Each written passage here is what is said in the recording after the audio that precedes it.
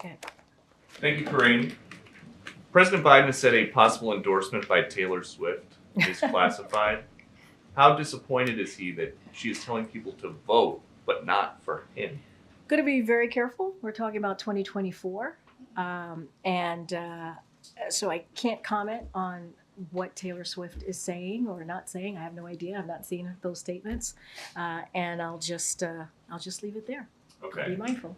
Different topic. How's President Biden going to fix the border if he can go years without talking to the head of Border Patrol? He was literally just with the chief of the Border Patrol, just this past Thursday in Brownsville, Texas. You all reported it. You all saw it. He was with the chief, Chief Owens, I believe. The chief, who was in charge for 2 years before that, said, "I've never had one conversation with the president or the vice president." How is that possible? So one thing I will say about Chief, you're talking about Chief Ortiz. This is Chief Ortiz. Yeah. So he was invited, I believe, to participate in the president's first trip visit to El Paso, which was back in January of 2023, and he did not attend. He was invited, but he was invited.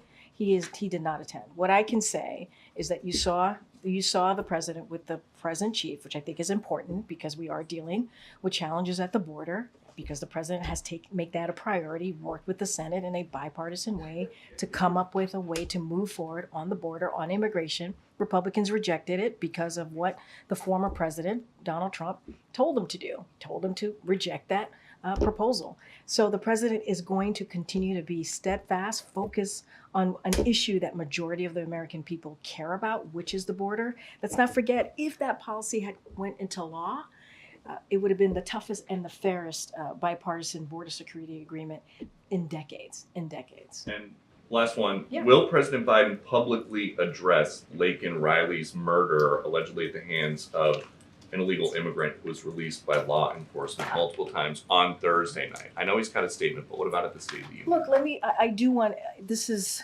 such a tragic story and obviously situation. This is someone's life that was lost. So I do want to always acknowledge and extend our deepest condolences to her family and to her friends and the people who loved her. And so want to always be sure to say that, and because it's so tragic. Look, I don't have anything to share about the president's speech as it relates to that particular question that you have. But we want to always be sure that we lift up the families who have lost their loved ones in that way. And I would reiterate, you just asked me about the Border Patrol chief. The president was just there with the current chief, Owens. The president went to the border, obviously Brownsville, Texas, to lift up the importance of doing something at the border. And I would be remiss if I did not continue to say that Republicans rejected a bipartisan proposal that came out of the Senate.